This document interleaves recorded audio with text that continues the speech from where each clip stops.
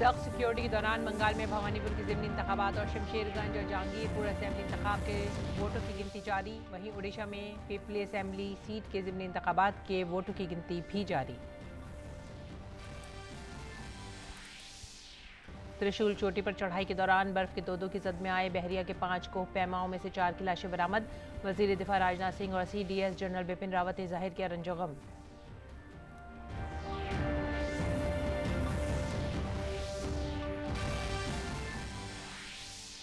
मुल्क गिर कोविड मुखालिफ टीकाकारी मुहिम के तहत मुल्क ने 90 करोड़ से ज्यादा टीके लगाकर हासिल की एक और कामयाबी। गुज़िश्ता रोज 65,27,000 से ज्यादा लगाए गए टीके।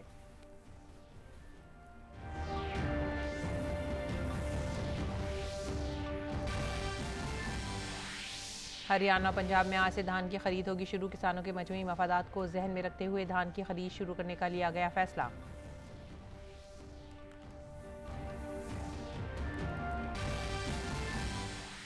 खेलों में IPL क्रिकेट में दिल्ली कैपिटल्स ने मुंबई इंडियंस को 4 विकेट से दी शिकस्त। वहीं राजस्थान ने चेन्नई को 7 विकेट से दी मात।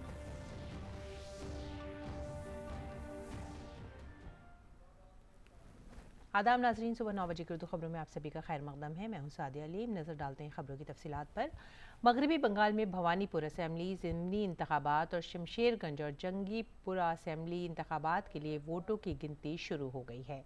कोलकाता में सख्त सिक्योरिटी इंतजाम के दौरान वोटों की गिनती सुबह 8 बजे से शुरू हो गई है। जनूबी कोलकाता की भवानीपुर सीट पर वजीर आला ममता बनर्जी तृणमूल कांग्रेस की उम्मीदवार हैं, जबकि प्रियंका टिब्रीवाल बीजेपी की तरफ से और श्री जेब विश्वास CPIM से उम्मीदवार हैं। हाल ही में मगरबी बंगाल के वजीर ज़राअत शुभन देव चट्टोपाध्याय की जानिब से सीट खाली कराने के बाद भवानीपुर असेंबली सीट पर ज़िमनी इंतखाब हुआ है। अगरचे तृणमूल कांग्रेस ने भारी अक्सरियत से असेंबली इंतखाबात जीत कर मगरबी बंगाल में मुसलसल तीसरी बार हुकूमत बनाई है, लेकिन वजीर आला ममता बनर्जी नंदीग्राम असेंबली हल्के से BJP के शुभेंदु अधिकारी के खिलाफ हार गई थीं। ममता बनर्जी को वजीर आला के ओहदे पर बरकरार रखने के लिए 5 नवंबर तक एक असेंबली सीट जीतनी होगी। वहीं शमशेरगंज और जंगीपुरा असेंबली इन नशिस्तों पर इंतखाबात नहीं हुए थे, क्योंकि इन नशिस्तों के उम्मीदवारों की वोटिंग से पहले ही मौत हो चुकी थी। उधर उड़ीसा में पिपली असेंबली नशिस्त के ज़िमनी इंतखाब के लिए वोटों की गिनती शुरू हो गई है। BJD के मौजूदा मेंबर असेंबली के इंतकाल के बाद खाली हुई सीट के लिए 10 उम्मीदवार मैदान में हैं। गुज़िश्ता साल अक्टूबर में मेंबर असेंबली प्रदीप महारथी के इंतकाल के बाद पिपली असेंबली हल्के के लिए ज़िमनी इंतखाब कराना पड़ा था।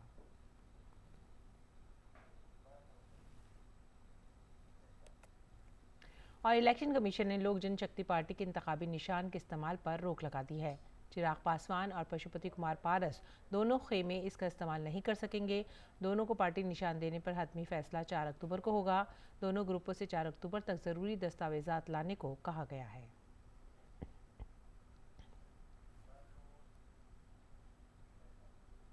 अगली खबर, त्रिशूल चोटी चढ़ने के दौरान बर्फानी तोदे की जद में आने वाले बहरिया के 5 कोह पैमाओं में से 4 की लाशें बरामद कर ली गई हैं।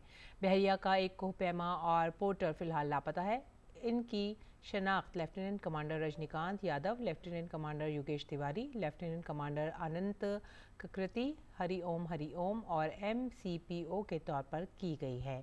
CDS जनरल बिपिन रावत ने त्रिशूल पहाड़ पर मुहिम के दौरान बर्फानी तोदे गिरने से 4 बहरी को पैमाओं की हलाकत के अफसोसनाक वाक़े पर गहरे दुख और ताज़ियत का इजहार किया है।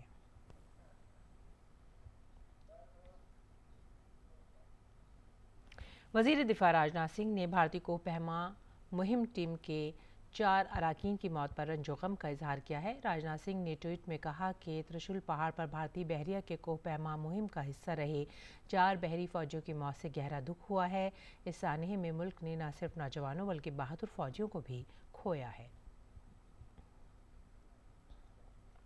और अब बात करते हैं टीकाकारी मुहिम की। कोविड के इंसदाद से मुतालिक टीकाकारी मुहिम के तहत 90 करोड़ से ज़्यादा टीके लगाकर मुल्क ने एक और कामयाबी हासिल कर ली है। अब तक कोविड मुखालिफ वैक्सीन की 90 करोड़ 42 लाख से ज़्यादा डोज दी जा चुकी हैं। गुज़िश्ता रोज़ 65,27,000 से ज़्यादा टीके लगाए गए।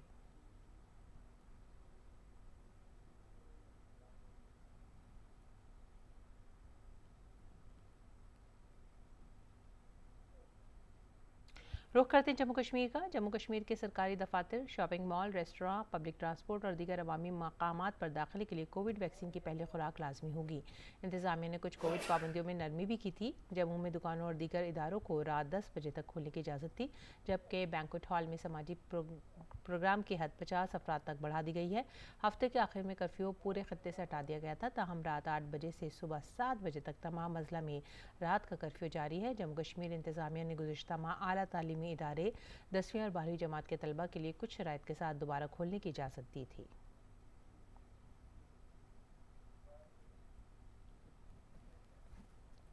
हरियाणा और पंजाब में आज से धान की खरीद शुरू हो जाएगी। खुराक और अवामी तकसीम की वजारत ने पंजाब के एडिशनल चीफ सेक्रेटरी बराए खुराक और शहरी सप्लाई और हरियाणा के प्रिंसिपल सेक्रेटरी बराए खुराक और शहरी सप्लाई को इस सिलसिले में ख़त लिखा है। मकतूब में कहा गया है कि धान की खरीद खरीफ मार्केटिंग सीज़न 2021-22 के लिए मुकर्ररा मुनासिब औसत मेयार FAQ मेयारात के मुताबिक की जाए।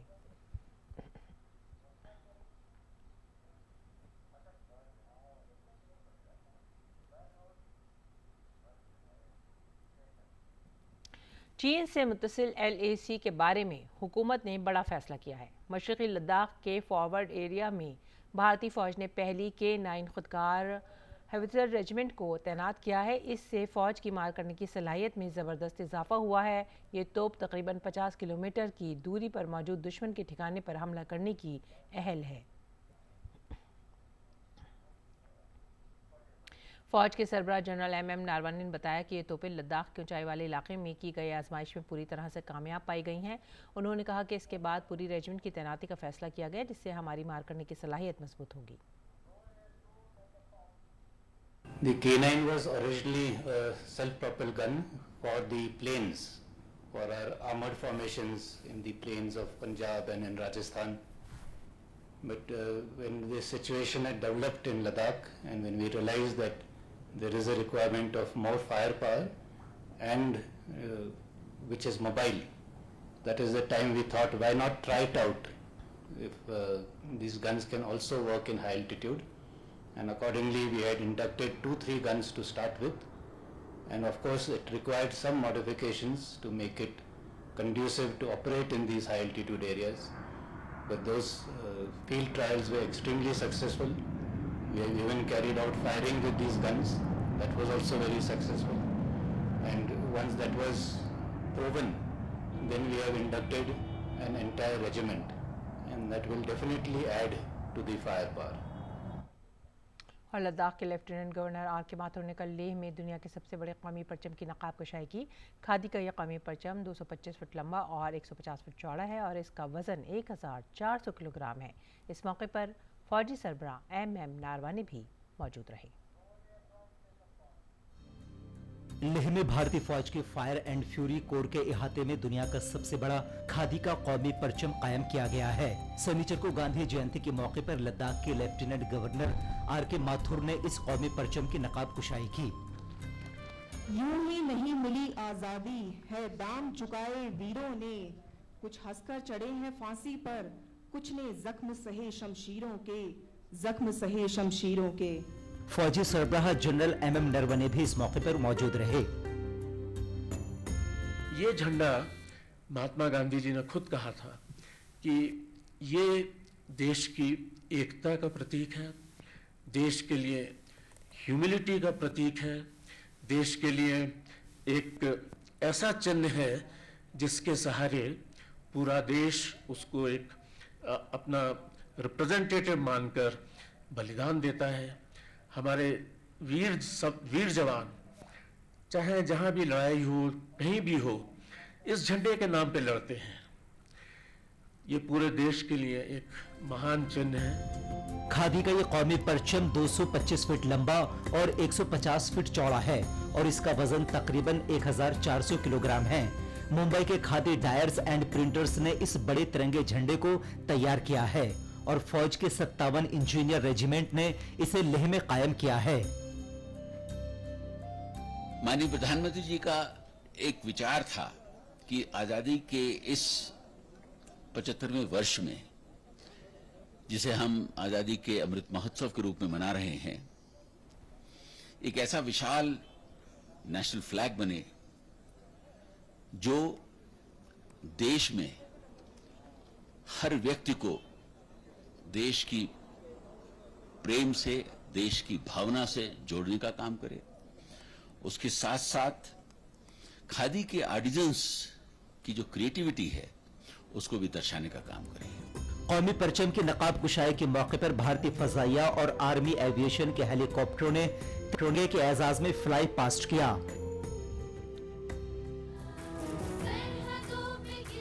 लेह के स्कूली बच्चों ने इस मौके पर हुब्बुल वतनी के गीत गाकर सबको झूमने पर मजबूर कर दिया।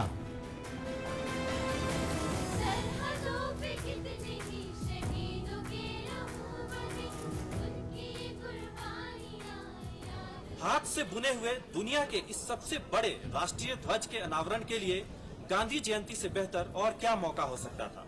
हम सबको मालूम है कि गांधी जी को खादी कितना प्रिय था।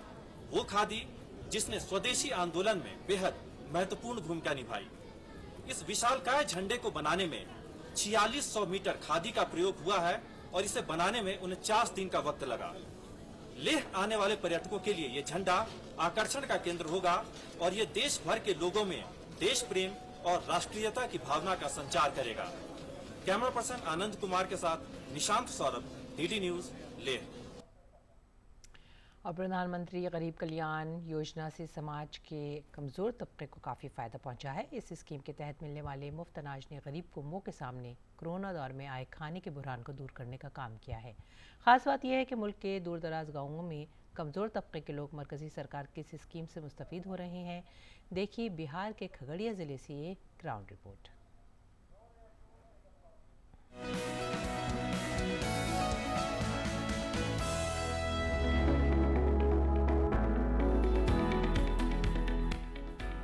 ये है बिहार के खगड़िया जिला सदर दफ्तर से तकरीबन 8 किलोमीटर दूर वाक़ दहमा खेरी कटोहा पंचायत। ये गांव प्रधानमंत्री गरीब कल्याण अन्न योजना की कामयाबी की कहानी बयां करता है। ये बताता है कि मुल्क के दूर दराज के गांव में रहने वाले गरीब तबके के सामने आए खाने के बहरान को इस स्कीम ने कैसे दूर किया है। पहले बहुत भुखमरी था, यहाँ बहुत परेशानी था। घर घर जब से हमसे महंगा था उससे मतलब जब से ये सरकार अनाज मुफ्त दिया है ना, तब से आराम से सब लोग खाते हैं। कोई तरह का दिक्कत नहीं होता है। 5 किलो नगद मिलता है और 5 किलो मुफ्त हुआ मिलता है। चावल गेहूँ मिला करके 10 किलो मिलता है, जिसमें 5 किलो गेहूँ, 5 किलो चावल और हम 5 यूनिट हैं।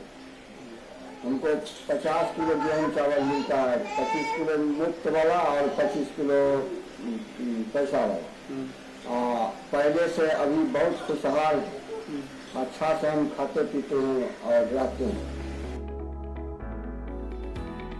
इस स्कीम से फीकस फी माह 5 किलो मुफ्त अनाज का सहारा कमजोर तबके के कुनबों के लिए किसी नेमत से कम नहीं है। इस स्कीम से मुल्क के दूर दराज के देही इलाके की बड़ी आबादी मुस्तफीद हो रही है। मोदी सरकार हमको राशन देता है, ऐसे हम परिवार भरण पोषण कर लेते हैं। इससे गरीबों को बहुत आसान हो, जैसे बाढ़ उड़ाया है, इसमें बहुत सहयोग मिल रहा है। प्रधानमंत्री गरीब कल्याण अन्न योजना ने मुल्क के गरीब कुनबों को कोरोना बहरान में काफी राहत पहुंचाने का काम किया है।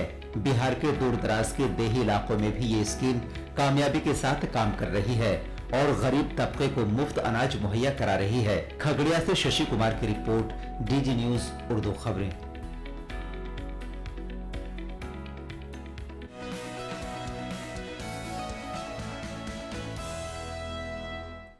और आइए अब रुख करते हैं दुबई का। दुबई में हमारे नुमाइंदे तापस भट्टाचार्य ने लुलु ग्रुप के चेयरमैन यूसुफ अली से बातचीत की। उन्होंने वजीर तिजारत पीयूष गोयल से खलीजी मुल्कों में अपने ग्रुप के इंपोर्ट को 7,000 करोड़ से बढ़ाकर 12,000 करोड़ रुपए तक करने का वादा किया है। मेरे साथ इस वक्त मौजूद है यूसुफ अली, जो कि लुलु ग्रुप के चेयरमैन हैं और बहुत बड़ी तादाद में ये लोग काम कर रहे हैं इस वक्त इंडिया में और दुबई में। और सबसे बड़ी बात है कि इस वक्त थोड़ी देर पहले उनके पीयूष गोयल जी से, यूनियन मिनिस्टर, उनसे बात हुई। और क्या क्या बात हुई, किस किन मुद्दों पे आपने बात की सर? सबसे पहले ये बताइए। हमने इंपोर्ट गल्फ कंट्रीज में और हमारा हाइपर मार्केट्स जो है इजिप्ट में और दूसरा सब जगह इंपोर्ट ज़्यादा करने के लिए हमने बात हुआ। अभी 7,000 करोड़ का हमारा इंपोर्ट है, वो हम 12,000 करोड़ लेके आने के लिए हमने वायदा किया है और we will work hard for this. Sir, prime minister Narendra Modi ने कुछ ईज ऑफ डूइंग वर्क और बहुत सारे द गवर्नमेंट ऑफ इंडिया के जो प्रोजेक्ट्स हैं उसमें बहुत अच्छे प्रोजेक्ट लेके आए हैं, कुछ जो चेंजेस हैं जो पॉलिसीज में उनमें लेके आए हैं। आपको लगता है ये एक तरह से एक मील का पत्थर साबित होगा, खासतौर से आगे लेके जाने के लिए जो आपके इंपोर्ट बोलिए या फिर उसके बाद जो दूसरे आपके प्रोजेक्ट है उसको लेके? नहीं, प्राइम मिनिस्टर ने हम नॉन रेजिडेंट इंडियंस के लिए बहुत बड़ा काम किया है। पहले नॉन रेजिडेंट इंडियंस को इंडिया में इन्वेस्ट करने के लिए बहुत तकलीफ था। अब बाद में माननीय प्रधानमंत्री जी आया है और डिक्लेयर किया है कि NRI investment to be treated as domestic investment. इसके लिए हमको कोई दिक्कत नहीं है। अभी फॉरेन इन्वेस्टर्स के साथ नॉन रेजिडेंट इंडियंस भी इन्वेस्ट करेगा हिंदुस्तान में। वो बहुत सारा लॉस चेंज किया है, इसके लिए हमारे लिए बहुत अच्छा है। Sir, Lulu group has also been working एक तरह से जैसे साउथ में भी और उसके बाद अब यूपी में भी आपका एक बहुत बड़ा प्रोजेक्ट स्टार्ट हो रहा है, तो और क्या क्या आपके फ्यूचर प्रॉस्पेक्ट है और कितना पैसा उसमें आप इन्वेस्ट करने की बात करें? हम अभी टोटल जो है 5 साल में 3 to 5 years में 20,000 करोड़ का इन्वेस्टमेंट का लेके रखे चल रहा है, क्योंकि एक शॉपिंग मॉल जो है कंस्ट्रक्शन में 2,000 to 2,500 करोड़ हो जाएगा और एक हाइपर मार्केट अगर बनाने में तकरीबन 400 to 500 करोड़ हो जाएगा। तो हमने 3 to 5 years में 20,000 करोड़ का इन्वेस्टमेंट प्लस हम फूड प्रोसेसिंग का भी इसका साथ इन्वेस्ट करेगा और हमने 50,000 एम्प्लॉयमेंट जनरेट करने के लिए हमने वायदा किया है और हमने प्राइम मिनिस्टर का लीडरशिप में ये करेगा। बहुत बहुत शुक्रिया। हमसे बात करें तो ये थे लुलु ग्रुप के चेयरमैन यूसुफ अली, जो बता रहे थे कि उनका एक इस वक्त बहुत क्लियर कॉन्सेप्ट है कि जल्द से जल्द भारत में हाइपर मार्केट और बाकी चीज़ों पे ज़्यादा पैसा डाले और इंडिया का एक्सपोर्ट जो है वो उसको बढ़ाने में और उसमें एक बहुत बड़ी भूमिका निभाए। कैमरा पर्सन संदीप के साथ मैं तापस भट्टाचार्य, दूरदर्शन समाचार, दुबई। और अब नज़र डालेंगे कोरोना वबा की सूरत हाल पर। दुनिया भर में कोविड-19 के मामलों पर नज़र अगर डालें तो दुनिया भर में अब तक 23 करोड़ 53 लाख से ज़्यादा लोग कोविड-19 से मुतासिर हुए हैं, जबकि 21 करोड़ 22 लाख से ज़्यादा अफराद कोरोना वायरस से ठीक हुए हैं। कोरोना वबा ने दुनिया भर में अब तक 48 लाख 10 हज़ार से ज़्यादा अफराद की जान ली है। अमेरिका कोविड-19 से सबसे ज़्यादा मुतासिर मुल्क है, जहाँ कोरोना वायरस के डेल्टा एडिशन के सबब यौमिया नए मामलों में इजाफा देखा जा रहा है। अमेरिका में कोविड-19 से 4 करोड़ 44 लाख से ज़्यादा अफराद मुतासिर हुए हैं, जबकि 7 लाख 19 हज़ार से ज़्यादा लोग इस वायरस से अपनी जान गंवा चुके हैं।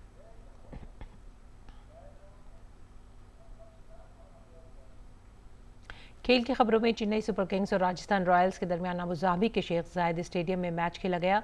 राजस्थान रॉयल्स ने इस मुकाबले में शानदार जीत दर्ज करते हुए सीएसके को 7 विकेट से शिकस्त दे दी। राजस्थान रॉयल्स ने 3 विकेट खोकर 17 ओवर में 3 गेंदों में 190 रन का हदफ हासिल करके चेन्नई सुपर किंग्स के खिलाफ शानदार जीत दर्ज की है। चेन्नई के खिलाफ राजस्थान को मिली इस जीत में अहम ताउन ओपनर यशस्वी जायसवाल ने दिया, जिन्होंने 21 गेंदों पर 50 रन बनाए, और एवन लुइस जिन्होंने 12 गेंदों पर 27 रन की इनिंग खेली। इसके अलावा शिवम दुबे ने टीम को जीत तक पहुंचाया, जिन्होंने 42 गेंदों पर नॉट आउट 64 रन बनाए। राजस्थान रॉयल्स अब पॉइंट टेबल में 12 में से 5 मुकाबले जीतकर 10 पॉइंट के साथ छठे मकाम पर आ गई है। वहीं चेन्नई सुपर किंग्स 12 में से 9 मुकाबले जीतकर 18 पॉइंट के साथ टॉप पर है और पहले ही प्लेऑफ में जगह बना चुकी है। दिल्ली कैपिटल्स ने दिलचस्प मुकाबले में आखिरी ओवर में मुंबई इंडियंस को 4 विकेट से शिकस्त दे दी है। इस जीत के साथ दिल्ली अब 18 पॉइंट्स के साथ प्ले ऑफ में पहुंच चुकी है, जबकि मुंबई के लिए प्ले ऑफ की राह बेहद मुश्किल हो गई है। और अब पेश है दिल्ली से शाया उर्दू अखबारात का मुख्तसर जायजा।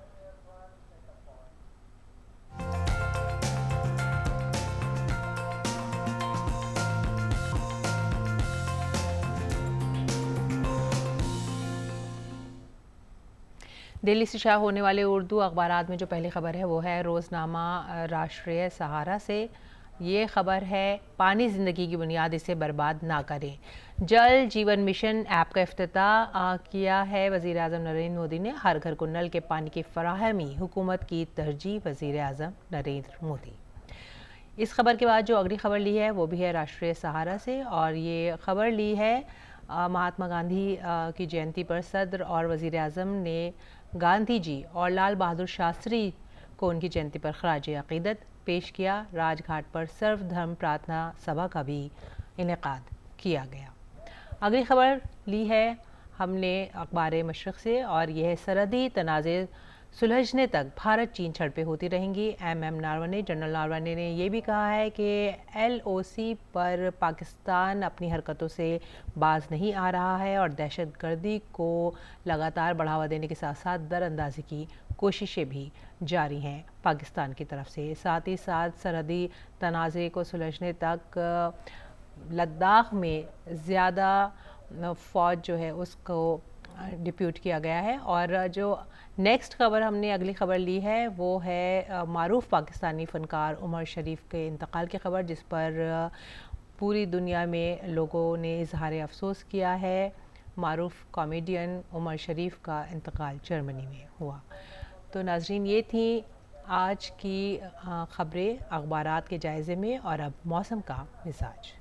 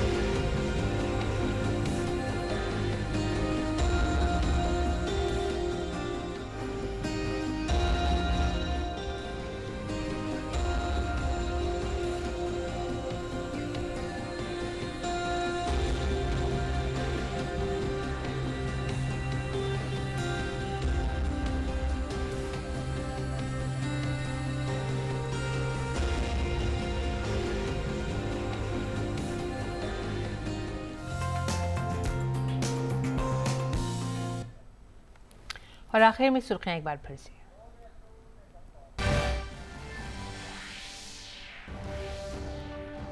सख्त सिक्योरिटी के दौरान बंगाल में भवानीपुर के ज़िमनी इंतखाब और शमशीरगंज और जहांगीरपुर असेंबली इंतखाब के वोटों की गिनती जारी। वहीं ओडिशा में पीपली असेंबली सीट के ज़िमनी इंतखाब के वोटों की गिनती भी जारी।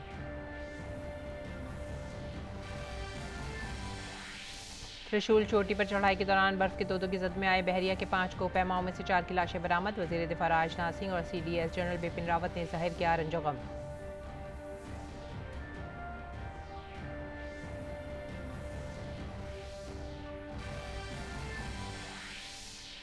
मुल्कगीर कोविड मुखालिफ टीकाकारी मुहिम के तहत मुल्क ने 90 करोड़ से ज़्यादा टीके लगाकर हासिल की एक और कामयाबी। गुज़िश्ता रोज़ 65,27,000 से ज़्यादा लगाए गए टीके।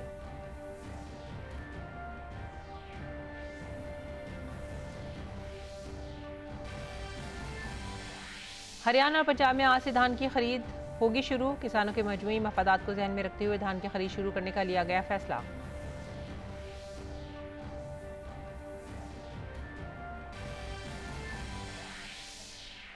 IPL क्रिकेट में दिल्ली कैपिटल्स ने मुंबई इंडियंस को 4 विकेट से दी शिकस्त। वहीं राजस्थान ने चेन्नई को 7 विकेट से दी मात।